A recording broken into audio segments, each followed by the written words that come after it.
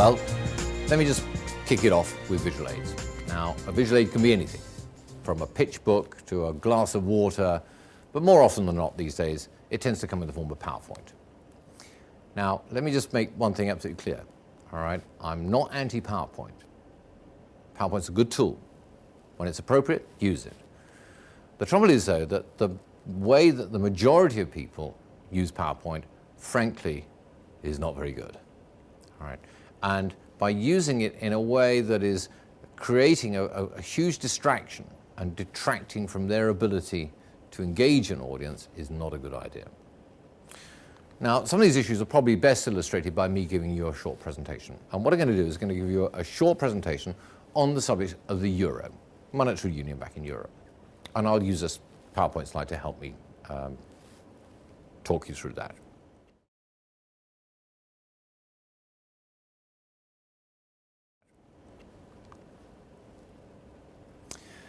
Now, as many of you are aware, about 12, 13 years ago, there was a major meeting at a place called Maastricht in Holland. And it was really quite a famous meeting of all the heads of government of the EU states, the European Union states. And essentially, they met at Maastricht to set the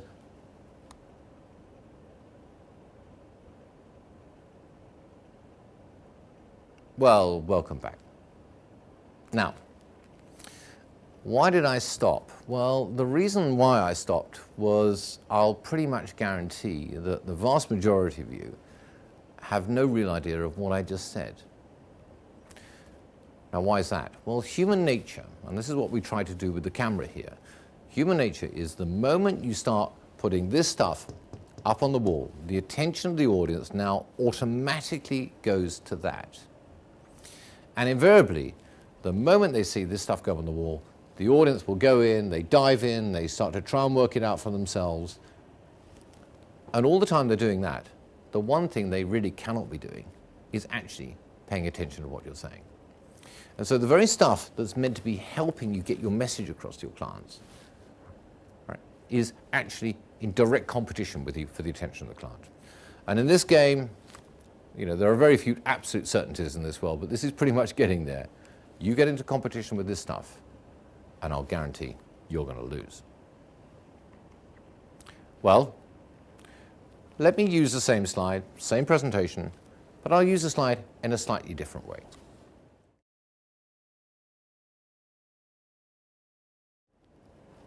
As I'm sure you're all aware, and many of you will remember, there was a very famous meeting at a place called Maastricht in Holland, about 12, 13 years ago now.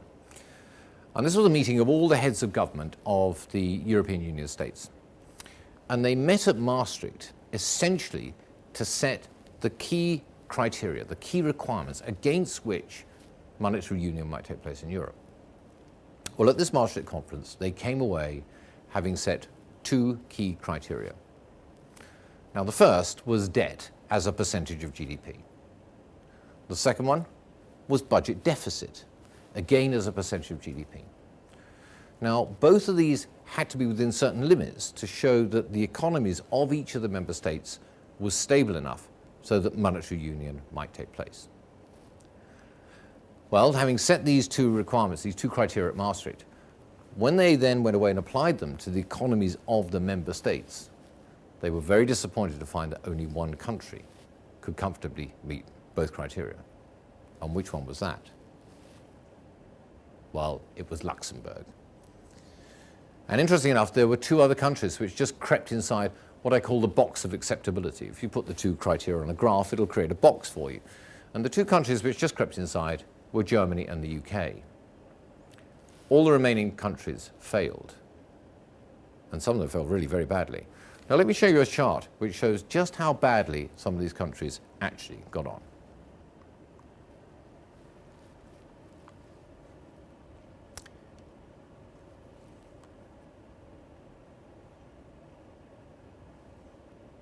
Now there you can see you had countries like Belgium, Italy and Greece right at the top up here, which had some very serious problems indeed. Now all that said, over the last few years there has been a natural gravitation, a movement of the countries down into the box here. But even so, we've never achieved a time when all of the countries have fallen inside the box at the same time. let me just go back and walk you through what I did second time round. If you remember, second time round, I told you the story about Maastricht and all that rubbish. No visual aids, no distractions. Me explaining to you the message that I want you to take away. And having done that, I then introduced the visual aid. I told you what was going to happen. Let me show you a chart which shows how badly some of these countries got on. So in effect, you know what's coming. What I then did is I put the slide up and I shut up. I paused for a bit. Just gave the visual aid time to do its work. Right. So the audience attention now automatically will go to the slide.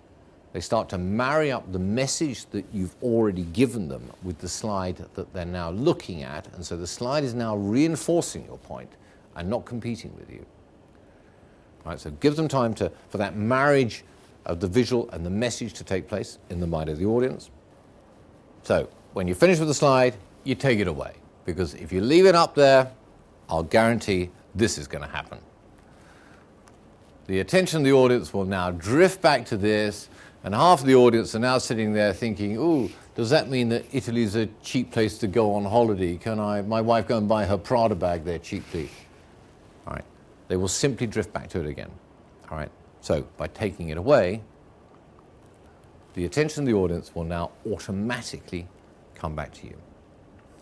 And what you're doing here in a very subtle way, which I promise you 99% of people do not spot, is you're now taking control.